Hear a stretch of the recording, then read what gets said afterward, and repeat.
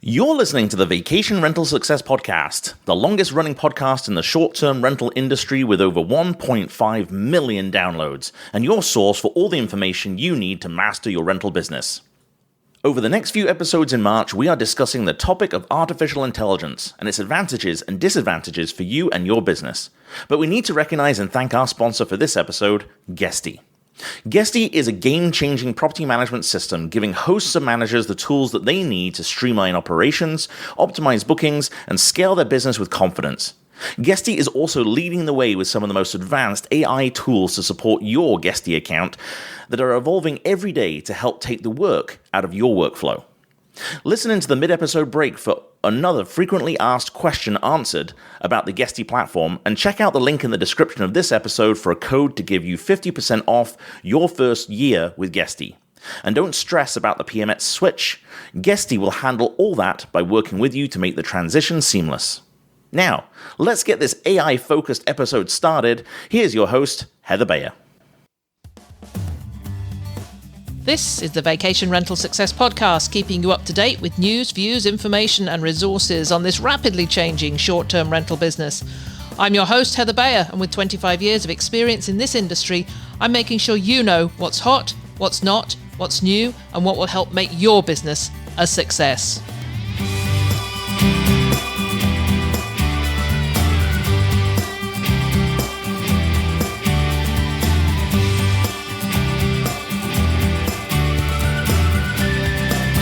Well, hello and welcome to another episode of the Vacation Rental Success Podcast. This is your host, Heather Bayer, and as ever, I am super delighted to be back with you once again. Now, as you heard, if you listened to the episode last week, we talked to Amber Hurdle, and we talked about the use of AI in general across our industry. Over the next few episodes, I'm sitting down with industry experts to explore the AI tools and platforms they're actually using to make their working lives easier, more efficient, and more profitable. So, if you were able to catch the recent Guesty webinar, you might have heard Brooke Pfautz sharing some of his favourite AI-powered tools, the ones he's using every day to streamline his operations and grow his business. So today, I wanted to bring him on the show to go even deeper into that. Brooke is the founder of Vintory, the only CRM designed specifically for short-term rental owner acquisition, and also the founder of Comparent, a game-changing competitive intelligence platform for vacation rental managers. He's spent years helping property managers scale their portfolios, and now he's using AI to do it smarter and faster than ever before. So in this episode, we're going to talk about the exact AI tools that Brooke relies on daily to optimize marketing, to do lead generation, to do outreach, and so much more. We'll talk about how he's using Notebook LM and other AI platforms to make smarter business decisions, where AI makes the biggest impact in short-term rental growth. And we'll discuss how the human touch still matters. And of course, what's coming next in AI that we all need to be prepared for. So if you're looking to work smarter, not harder, and want practical AI strategies you can actually apply, you need to listen to this interview. Let's go on over.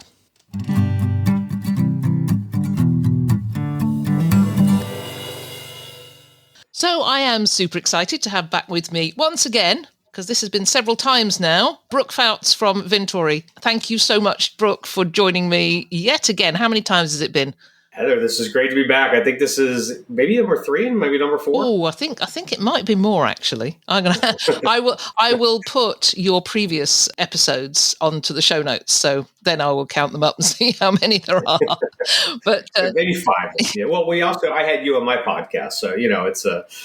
Yes, and I've been in your book. Yes. So yes, we have a good history going here. We do. This time, in this session, we're going to be talking about AI. But before we do, Brooke, can you give a little bit of an introduction to anybody who might be listening who hasn't come across you before? Yeah. So again, thanks for having me. Been in the short-term rental industry for about 17 years. Cut my teeth. Launched a company called Vantage Resort Realty back in 2007. And then did that for about 5 years, grew that company to about 500 properties under management, sold it, and then played other roles. Almost all my roles, though, have been geared for growing inventory and owner acquisition. Started Vintory about 6 years ago, actually just over 6 years ago, almost to the day. And the whole mission of Vintory from day one is to help professional vacation rental managers grow their inventory. So, add more properties to the rental program. So we're not doing anything with guests. We're not doing anything with operations, not doing anything with channel management, OTAs. We focus on the supply side of things. And since then, we just crossed 900 partners we've helped. You were one of the early ones in those early days. But so we've seen a lot. We've learned what to do and more importantly, what not to do when you're growing your inventory. So again, it's excited to be here. And the funny thing is I feel like I bounce out of bed between 4 and 5 every morning with seeing everything that's going on in this world in AI. And just, I realize we are, to kind of keep a sports metaphor going here, we're not in the early innings. We're like the first batter, first pitch. I mean, it's so crazy how early on this is, but how transformative AI is going to be. So really excited to jump in and dig deep into AI. Dig deep, dive in. Yeah, I talked to Amber Hurdle last week about, your chat GPT is showing was the title of the episode. And, Yes. and it's the reason I've taken the word dive out of my vocabulary, which is interesting because before ChatGPT ever came along, I used to say, let's dive in. And now I can't because somebody said your ChatGPT is showing. So yeah, and there's other things. I learned from Amber about compound sentences and parallel contrasts because she loves her grammar. So that's just something to watch out with ChatGPT. But anyway, we are moving on. We're talking to you about what you enjoy the most about having AI in your world, what tools and platforms are useful for you, which ones you might suggest people avoid. And I know that you're going to talk about some of your favorite platforms, one of which that's going to save people money. So if you're listening and you're thinking that you might click out of this because you've heard it all before, you haven't. You need to listen in. And so we'll probably keep that till a bit later on when we talk about that favorite platform. We'll keep them waiting. Brooke. That's called tease, right, Heather? Isn't that what you call it? It's a little tease, yeah. So let's just talk about Vintory because, you said 6 years now. When you started, obviously AI was involved in what you do. It's been around for a lot longer than ChatGPT. But what's been the biggest shift in how you are using AI within Vintory for owner acquisition?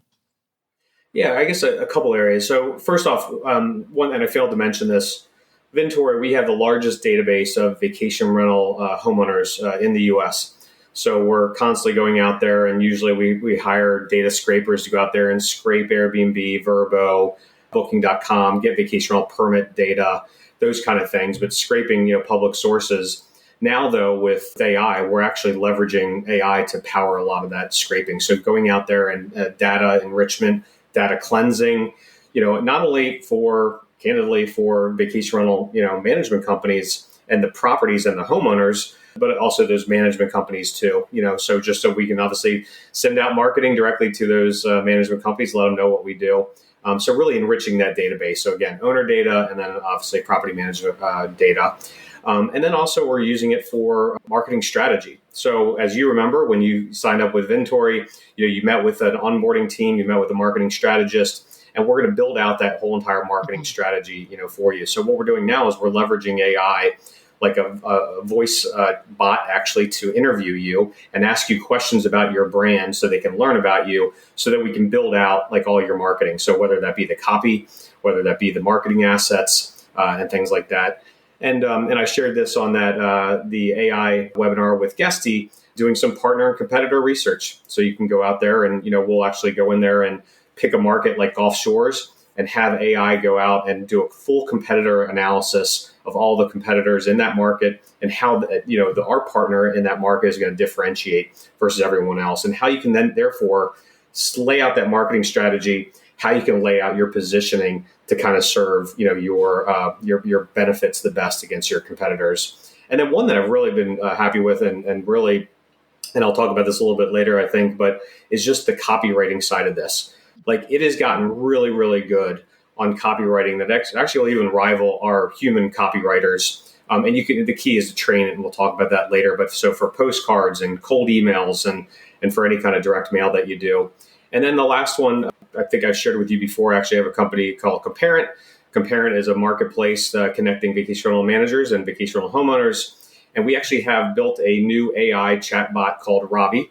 And what you can do with Robbie is it learns everything about your company. It knows your management agreement. It knows your FAQs that you embedded to it. It knows all your metrics and everything about your company.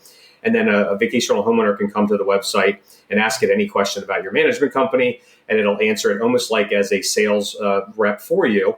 But again, you can train it on the different like sales methods and things like that. The Challenger method, you can change all these on training all these different methods is really, really cool. So leveraging a lot of different really interesting tools here, for leveraging AI on the Vintory side. But yet again, we're just getting started.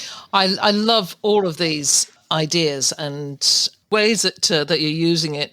It really all comes down. You talked about training it. It means you've got to have your stuff to train it on.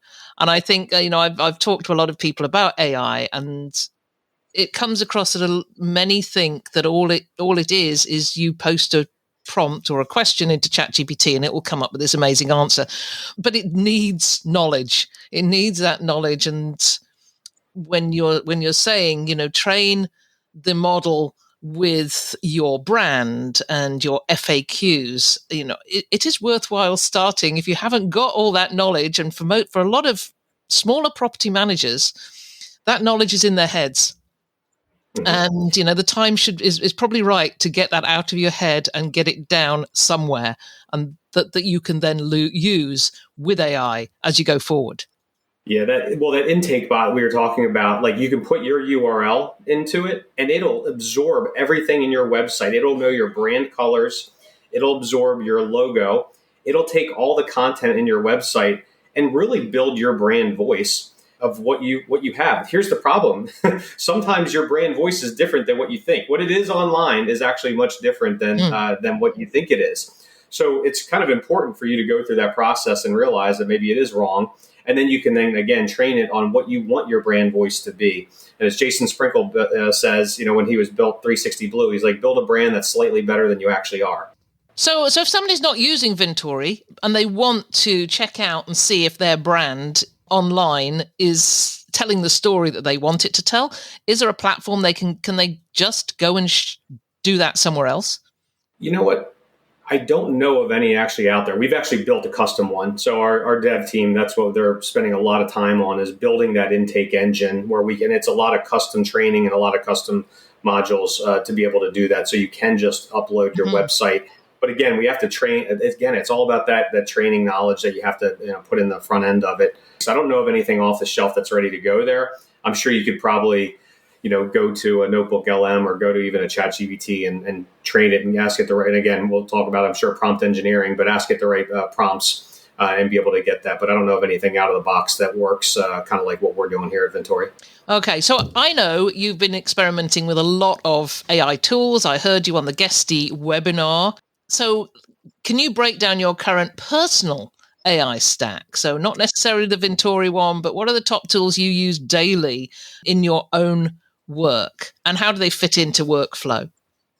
Yeah, and I'm using a ton of different ones. I'm always experimenting because it seems like every day there's a new one. There's always a better one, and there's also certain models that are better for certain solutions and the outcomes you're trying to achieve. But the first one, and I talked about this on the Guesty webinar, is I love Chat LLM by Abacus, and really think of this as it's like an aggregator of all the 19 top models that are out there. So ChatGPT, Claude, Grok, all the major models are in there in one interface. So think about that and it's only $20 a month. So rather than signing up, $10 here, $20 here, $5 here, free model over here, and everything's spread out, all these different models. If you just use Chat LLM by Abacus, you have just one place to keep all your threads. It's really easy to kind of keep track of everything, and you can bounce back and forth in the same interface. So I'll ask it a question in ChatGPT, and then I'll immediately go to Grok, and then I'll immediately go to Claude, and just to kind of see the different type of responses. So you can kind of learn different types of questions. Maybe one model might like a different, better than, or one question might be better for a different type of model, and so on. So that's one that I just kind of use, and then I bounce between the models. And then Notebook LM by Google. What I love about Notebook LM is you can upload, and a lot of these models allow to do this, but it just seems for some reason Notebook LM is a little bit easier to do it. You can feed it as many sources as you want. And again, this goes back to that training. So you can upload, like I've done it where I've uploaded my 3 books. I've uploaded every podcast, a transcript of every podcast I've done. I've uploaded all my YouTube videos of every podcast I've done, all my content I've shared on LinkedIn, like anything you want, YouTube videos, websites. And that's the training for like the baseline of it. Then you can ask it any questions on that. And it kind of uses the Google's large language model as a background, but it also is putting a lot of weighting on the information that you give it. So it's going to be a little bit skewed. You can kind of train it and coach it. Think of it as that way. So I'm a big fan of Notebook LM. And what I also like about it too is you can turn any of that content into a podcast. They're coming for your job, Heather. So, I mean, I'll give you a perfect example. I prepped for this, this podcast this morning. I made some notes. And I just dumped it into Notebook LM and I said, turn it into a podcast. Came back about 3 minutes later. They literally created it sounded like a real podcast. And I went for a walk this morning for about 45 minutes and I just listened to it. And I'm an auditory learner. I have it's much easier for me to learn by listening. That's why I love podcasts so much. So it was a great way just to kind of prep in advance for this. And, you can do anything, like that. I was even talking to my daughter who's, entering her last semester here at Penn State. And she was talking about exams and things like that. And I was like, hey, just dump all your information into Notebook LM and ask it to create a podcast and then go for a run or something like that. And you can actually listen and learn and study while you're out for a run. I love that feature of it. And I've done it so many times, if I'm researching something. And again, I've done it when I'm prepping for an interview and do exactly the same thing and create the little and these podcasts come out as anything from 6 minutes. I don't know how long have you got them up to? I've got mine up to about 18. No, this one was about 30 minutes. Oh, really? That I did. Yeah, it actually broke it into 2 parts, which I was surprised. I didn't ask it to; it just did it. Well, have you got any tips for me then? What? You can coach it and you tell it the length that you want it to be. Yeah, no. Have you got any tips for me on this podcast? Am I asking the right questions? Well, I'm sure we could have asked. I'm surprised your questions weren't based on on ChatGPT or LLM. Well, this is great. Notebook, I do enjoy, but I still haven't quite figured out how useful it is. I put a lot of knowledge in there, and I ask it questions. I'm thinking, well, what do I do with that? Do I ask it to create a prompt for me that I would then take into ChatGPT, or you tell me that it comes up with some different features, like it will create a briefing, a summary of what you just put in.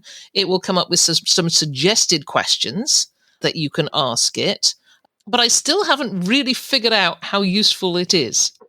Yeah, I mean, I think, again, it's all about the questions you ask it. It's all about how the prompt engineering that you set up. But, this is a little bit meta, but like ask it how you want it to ask the right questions. And that's something that I've actually done with all the models is I say, you keep asking me questions until you have enough information to give a great response. And it's amazing the questions it asks. It's kind of helping itself by asking you. Get to the right information. So I've used that before, and that's kind of a good hack. Yeah, I like that tactic too. Is just say, ask me as many questions as you need to get the information to give me your best response. I use AI to write prompts. I want you to write me a prompt that is going to get this information. And I think we all started with single sentences. And now prompts have become, and I talked to somebody recently who said, if they haven't got 750 words in a prompt, then they don't think it's really a good one. So what are your thoughts on that? Yeah, no, prompt engineering is so important. And I've got a couple of people on my team that are just complete next level than I am. And some of the things the hints they've given me when it comes to prompt engineering is give your AI an identity. Tell it who it is. Like you are a professional investigator and you're expertly capable of summarizing relevant facts and findings based on who, what, when, where, and how, So given that, do this. You know what I mean? And then you can also, you can give it weight in certain situations. So this is amazing. This actually works. At the end of it, you can say, like, to give it context, to really like emphasize how important this is. You can say, hey, I could lose my job if you get this wrong. Or if you give me the wrong answer, I will cry. And you'd be surprised. It actually will think a little bit longer, and it actually gives you different answers. It's weird. I mean, how you can actually, and again, it's just, we're so early on to figuring this, and it's really cool. And there is something, obviously we all know about hallucinations, where it's sometimes, but that's where some of the creativity comes from. It is those hallucinations. But you can actually, according to Shane on my team, he said, there's a way you can actually kind of get around it by simply adding at the end of the prompt, only output what is expected, nothing else. And that can really help eliminate some of those hallucinations, apparently. And then we talked about before, like ask me follow-up questions till you're 95% sure you can accomplish the task at hand. So, but again, prompt engineering, I mean, they should probably have a college level class in prompt engineering. That's how important. Yeah, I think there's a few about. The thing is with doing courses on AI prompt engineering is that it changes every day. Oh yeah, that's correct. Within a week or two, your course must be revamped and done over. So, I'm not sure where we go with that. But at the outset of all this, I signed up for a whole bunch of prompt engineering courses. And I think we all did this at the beginning. We downloaded the 500 prompts that you need. Yes. All single line prompts, which we tend, I certainly tend not to use right now.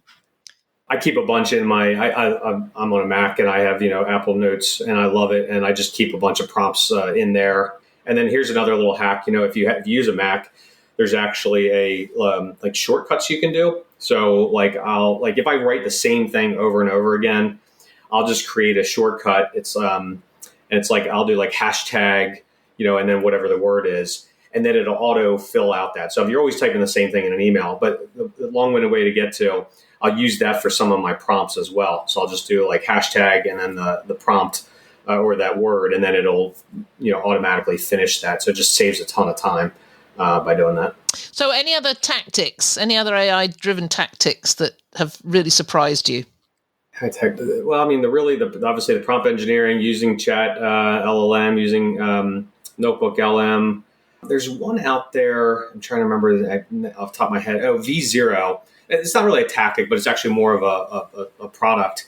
It's called V0, and it's a tool that lets you create front-end interfaces for prototyping software. So think about it. Like, I have a lot of people on my team. We have obviously developers, but I have a lot of people on my team that are not developers. And the non-developers are actually able to build out code and build out products and build out websites and just full on software code without doing any engineering. And writing any code is doing automatically. So, I mean, we'll sit in a meeting, and literally by the end of the meeting, my CRO, Rob, he built a product, just by kind of giving it the information he needs. It's scary. And I own a software company, and if one of my children wanted to become a software engineer, I don't know if I'd tell him to become a software engineer right now. You know what I mean? Because it's adapting. You obviously need to know how to do that. It's like kind of like you need to know how to do simple math if you want to go into calculus and things like that. But at the same point, it's all being automated right now, where we really won't even have the traditional software engineers that we know of today. Yeah, I remember somebody saying, that there are job titles that we have never envisaged that will be there it used to be in 20 years' time, but now it's almost next week. There'll be a job title that you would never have thought of. It's advancing. I mean, it was not that long ago when, I still remember, ChatGPT just came out, and people were just blown away by it. I remember it was over Christmas that year, and I think it was 2023 maybe, and I remember just having a party tricks with my nephews and my cousins and stuff, showing them what this thing could do. And that was like, I think the moment everybody realized that the world is not going to be the same, Yeah. I mean, but that wasn't that long ago. I would never have thought that I could go out on, my 45-minute, 1 hour walk I do every single morning and just use ChatGPT Advanced Voice and just ask, give the prompt by voice, ask it to write me something. Maybe it's a blog post, and because it's using voice, you can add so much more into that prompt as, a little bit of stream of consciousness. And then when I get back at the end of the walk, I can see what it's given me, and then I can spend half an hour really massaging it. And usually I've got some fabulous ideas that I would not have thought of. Heather, I will go for walks and I'll use ChatGPT's voice feature when you're literally having a conversation with what it feels like a person on your team. And they are the smartest person. They've got a genius IQ. They've got the Harvard MBA knowledge in their heads. And you can have an interaction with it and just go back and forth and brainstorm different ideas and different concepts. So I'll go for exactly a 45-minute, an hour walk. And people think I'm just, I've got my headset on. They think I'm talking to, on the phone, but I'm literally having an interaction here with an AI chatbot, but I'm flushing out ideas. Yeah. And I'm flushing out like, hey, should we do this? Should we do this? What are the pros of doing this? What would be the best strategy? But again, you're having this interaction with probably, this one of the smartest, if it was a person, it'd be the smartest person in the world, because they have all the world's knowledge, in their GPUs. So it's a great experience. And like you said, when you get back, you have the whole transcript of everything there. And then you can say, hey, summarize this to me. And when I've actually done this, I actually flushed out an entire new business concept with our leadership team doing that same exact thing. And when I got back at the very end, I said, please create this and turn this into a one-page summary doc that we would share with the leadership team in advance of the meeting. So they had it kind of like what Amazon does, where they have that one-page doc where everybody has to read it in advance before they start the meeting. It was that same kind of concept. And it was amazing how just me and my virtual AI assistant, built this. I did it for my presentation at VR Nation, because their strapline this year is out with the old, in with the bold. No more standing up and just talking through a bunch of slides. We've got to do something different. And I mean, nobody's going to know what I'm going to do until they get to my session at VR Nation, which is about owner acquisition. In fact, I'll definitely be there. Yeah, it's about how property managers need, is property managers versus Airbnb co-hosts, and how to get owners to trust you. And I thought, I'm going to stand up and I'm going to do all these slides. No, I'm not. I'm going to do something really different. And it's not ChatGPT generated. It's the ideas for it came there, and I thought, holy, ideation! I love it. This is amazing. Well, I can't wait. I'll be in the front row. So. Well, expect to participate. I will. We're going to take a short break to hear from David and Gotti at Guesty to share how Guesty might be the solution to your property management system challenges.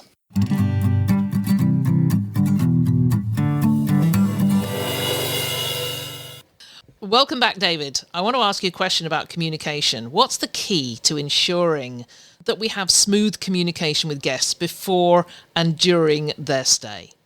So first off, we need to recognize there are critical touch points and critical pieces of information that have to be delivered at critical times.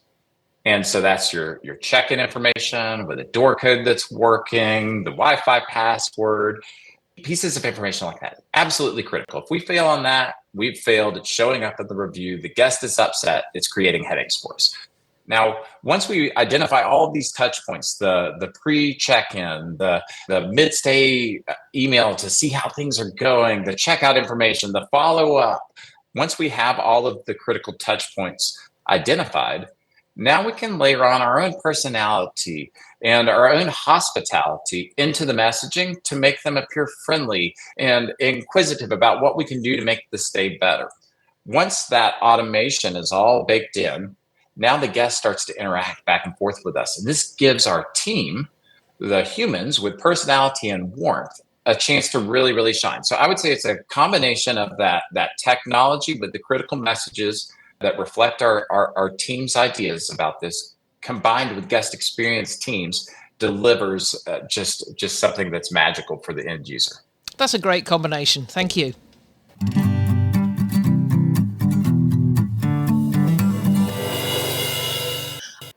Okay, we've been talking about automation, which is great.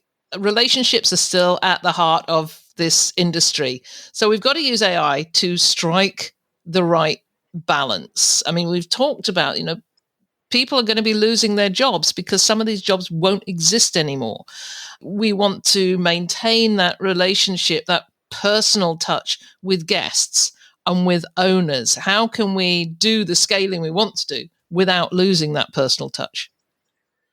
Yeah, well, I mean, you're spot on. And as our friend Steve Schwab says, AI should make us bionic, not robotic, which I love that quote. And I always think of like the best way for AI is it gives humans the Iron Man suit to Tony Stark and grants them like these hospitality superpowers or whatever you want to say it. It's like an extra brain you can, plug into, and it's humans, but it's just, powered, by AI. And that's what we're trying to accomplish. We want to build AI that really empowers humans. Maybe that's cutting their learning curve or multiplying their productivity. But I think it was the CEO and founder of NVIDIA that said AI will not take people's jobs, but people who use AI will, which I love that. That's so true. But the biggest thing out there is people don't realize is AI is only about, it's only as good as the training data, garbage in, garbage out. So when, partners are signing up with our services, the ones that really dig in and provide us with like the things their business that make them special are the ones that seem to perform better. And that's why we have an implementation manager, we have an onboarding team that is like going out there and building that with them. We're not just having them do it on their own. It's really key to have that marketing strategist kind of guide them. But again, it's making them bionic. It's making them much more productive. It's just like if you have a new employee, if you're just going to throw them into it without any training, it's obviously they're not going to be successful. But if you nurture them and develop them and onboard them and train them, it's obviously going to be a lot more successful. And the same thing with AI. AI just learns faster, but you obviously need humans to train it. So, but also you need that. You still need that human interaction with people. Of course. And I'm thinking more about bots and a guest asking a question and wondering, is this answer coming back to me? Is it a real person? Even if is it a voice? Is that voice a real person? And we ask this all the time. Heather, I'm sorry to interrupt you, but I was blown away. My chief revenue officer, Rob, just shared with me a new voice agent. It's not released yet, but you can actually play with it. It's called Sesame. And it gave me chills how accurate this was. It was so fast. Mm-hmm. Like when you would say something, I mean, you were still like almost talking and it would automatically respond. That's how quickly it was. And it was, I don't know if you ever saw the movie Her, but it almost got to that Her like moment where you have this avatar that you can interact with and has a unbelievably perfect human voice, is so fast, understands the context. And I could now see where it's like we're at this different level now, mm-hmm. where the world is definitely changing, where people are going to, I could totally see this as a therapist, like if you train it on the best, therapy methods, and you could have an interaction with this as an app, $10 a month app, as opposed to, spending, I don't know what therapists cost, but a couple $100 an hour, it was that good and that quick and that accurate and that realistic. So we're here. It's here. I heard somebody talking on a podcast recently about, Salesforce now using AI voices to sell. And yep. They are so good that, in their testing, people just did not realize that they were. We're going to get to that point where we don't know if we're actually dealing with an AI bot or a real person. Yeah. So you mentioned that quote from the NVIDIA founder. If you're not using it, that's when you're going to perhaps fall behind very quickly. So if a property manager is listening to this and going, okay, now Brooke's convinced me that I need to take this a little bit more seriously and I need to start integrating this into my business, what should I start with?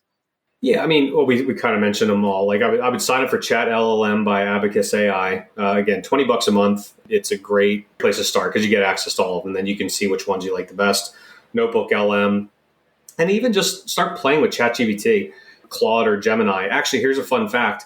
Everyone thought that ChatGPT, by OpenAI was going to win the contract with Apple. And it was kind of strange. Apple Apple's got a lot of information, a lot of content. You would think they would have just built their own AI into it, but they're actually just partnering, kind of like they didn't build a search browser. They just partner with Google, but Google pays them like something stupid, like $10 billion a year just to make it the default, browser.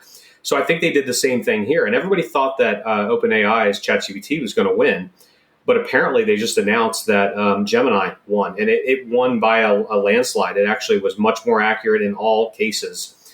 So I even though I'm just so used and conditioned to use ChatGPT, and I actually have ChatGPT as my default, that's a good hack there too, is I changed my default search from Google to ChatGPT. So when you go into the, my Chrome extension or Chrome browser and I just type in something, it's going to go to ChatGPT first and kind of get those results. So that'd be a good place to start. Just play with it, use it, like start using it for everything, and just try to go to that default there first as opposed to Google, and you'll see you're learning a lot more. What about maintaining consistency in let's say a small company, and you're bringing in new people and they come in with their ways of doing things. They've been using ChatGPT. They perhaps use ChatGPT for their emails. You get a little bit fed up with emails being sent out everyone starts off with, "I hope this email finds you well." How do you, as the owner of a property management company, get consistency across what everybody is using? Do you create SOPs, or do you get ChatGPT to create your SOPs? Well, I think it's giving it guidelines in the beginning and having a policy around it. And again, going back to the prompting, like how I would fix that is I would actually create the prompts, and you can actually like upload these into ChatGPT, in the background, So it knows kind of the wording and knows the things to do out of the training model out of the gates. But I would actually like build something, a policy for the company that kind of sets that out there. I mean, look, nobody wants a so generic email, that it's so obvious ChatGPT wrote it. So again, but you can prompt engineer around that. So give the guidelines, have like a one-pager document that gives the guidelines for what your team should be using and how they should be using and how they shouldn't be using it. And then, I would work with your team to create the perfect prompts that you can put in there, in advance, so it doesn't feel so generic. It doesn't feel so robotic. That's where I would start, at least. Yeah. I want to talk about workflows, because I've begun to, certainly for the podcast, we should have probably done this a while back, but now creating my podcast workflow from the moment I decide on who to interview for the podcast all the way through to the end when it's published, and we do show notes, and then we use maybe Opus clips to create the short clips. But we're creating that as a one-off workflow, so everything just goes through step by step by step. Do you? I mean, I'm sure you use AI-powered workflows, but do you have one that you think everybody should replicate? Everybody should have? Like obviously in some of these you can do projects and things like that, kind of create those projects, which is really nice. I know one our team is using, I don't know if this is necessarily a workflow, but it's called an MCP, Model Context Protocol. And this is where you're actually giving access like to an agent to access other tools. Think of it as the USB cord, you know what I mean? And it connects the LLMs to other products and software, so our CRO was actually Rob was doing something where he was asking, I think it was a voice agent, a question, and then the voice agent wouldn't just link him to the documentation. It actually had control to navigate his browser and find the right document. So think about this. This is a whole nother leap forward of these agents here, of where they're actually getting access to your information, and they're actually then doing things with it and actually taking over and like running it in your browser or running it in their own browser. And from what I understand is in some of these, you can even like shut down your computer and it's just running in the background. And sometimes it might take days, or hours to come back with the right answers, but it's just going to go out there. Think of it as, again, you hiring a consultant to go out there and do this. And it's just going out there. Again, the scary part here, Heather, is like the world is never going to be the same. Now that this has gotten to the point where it is controlling and taking over other products and sites and things like that, and actually moving your mouse around we're at a whole nother level in the world. Like I said, it will never be the same. Yes, I've and this is. I was a little confused at this a couple of months back when they started talking about agentic AI and what does this mean? What are our AI agents? And you explained that really well. So thank you for that. So yeah, looking ahead, I mean, what's the next frontier? What's out there, do you think? Well, agents, obviously. I think, if you look back, I mean, I can date myself, where when I graduated college, we were just starting to use, I remember I had a class in college, my senior year, where you got extra credit if you went to the computer lab and set up an email address. Like, it was just so just like, and I don't feel like I've been out of the school that long, but I guess I have. So my point is, like, people adapted, we all adapted to computers where it's part of your life, to me, it's almost the difference between doing math by hand versus using a most complex spreadsheet you've ever seen. People will adapt. We'll figure this out, just like the internet did, just like, mobile changed the world. It's going to change the world, but we'll figure it out. It's not going to be the end of the world, hopefully.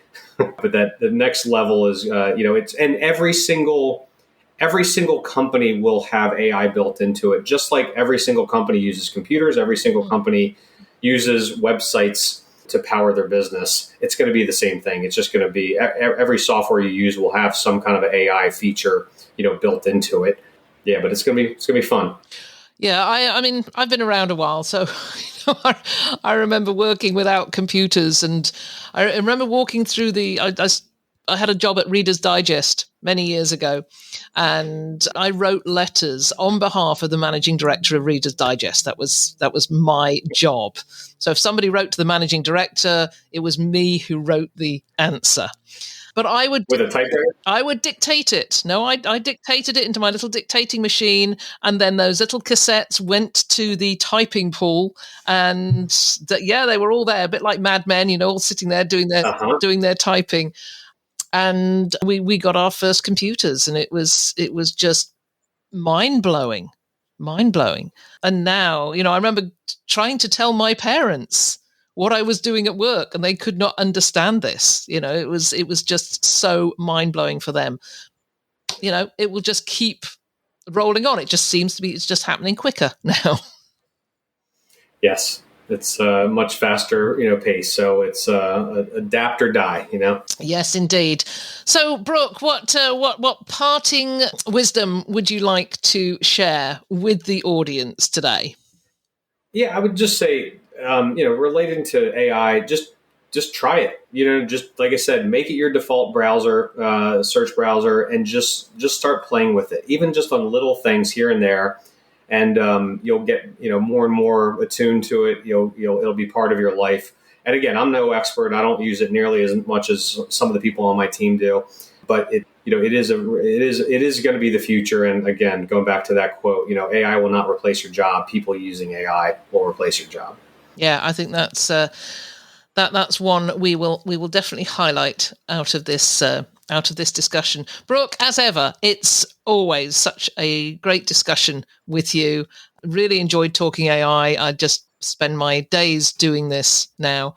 So thank you so much for joining me.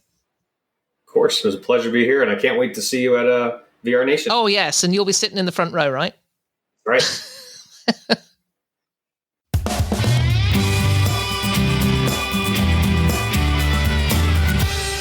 Well, a huge thank you to Brooke Pfautz for sharing his insights and walking us through the AI tools he's using daily at Vintory and Comparent.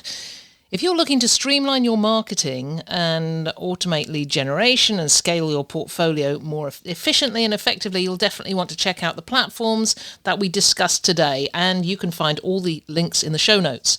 So head there to explore the tools and resources that Brooke mentioned in our conversation.